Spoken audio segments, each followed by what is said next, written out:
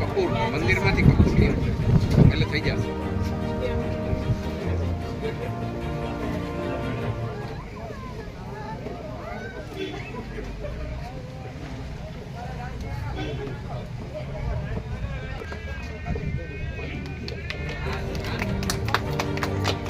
ચાલી રાખો.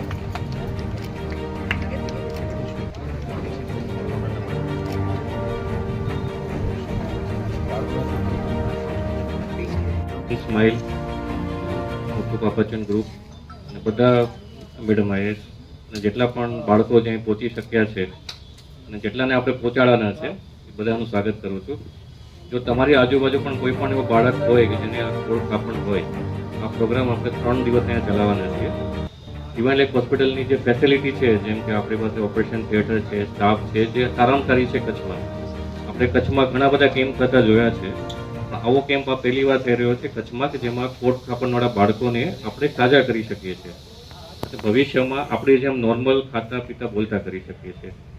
તો તમારી આજુબાજુ પણ કોઈ પણ એવા બાળકો હોય જે તમને લાગે કે એમને આ સર્જરી કરાવવાની જરૂર છે, તો એમને તમે મેસેજ આપો, અહીંયા બોલાવો. 3 દિવસમાં આપણે મેક્સિમમ જેટલા બાળકોને સર્જરી કરી શકશું અને ભવિષ્યમાં પણ જો આ બાળકોને કંઈ પણ તકલીફ થાય તો અહીંયા પ્લાસ્ટિક સર્જરી ડિપાર્ટમેન્ટ છે.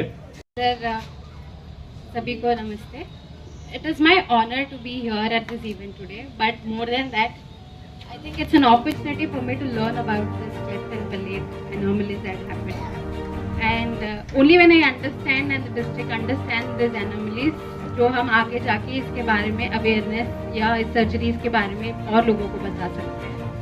So I would like to thank and extend my deep gratitude for Muthoot, FinCorp, Divine Life Hospital and the Mission Life for taking this up.